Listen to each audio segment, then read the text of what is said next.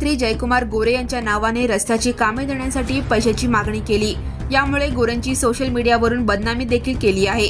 ही घटना 1 डिसेंबर ते 3 डिसेंबर 2025 या कालावधीत घडली आहे। या प्रकरणी पंढरपूर ग्रामीण पोलीस ठाण्यात अज्ञात व्यक्तीविरोधात बुधवारी गुन्हा दाखल करण्यात आला आहे।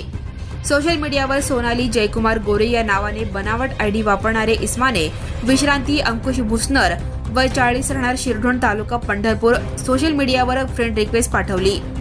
ते पालकमंत्री जयकुमार गोरे यांचे असल्याचे भासवले। रस्त्याची कामे देतो असे म्हणून 2000 रुपयांची मागणी करून भुसनर यांची फसवणूक केली आहे।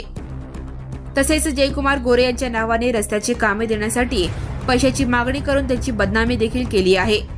या प्रकरणी विश्रांती अंकुश भुसनर यांनी दिलेल्या तक्रारीवरून भारतीय न्याय संहिता 2023 BNS 318-4 353 माहिती तंत्रज्ञान अधिनियम 2066 C 66D प्रमाणे गुन्हा दाखल करण्यात आला आहे।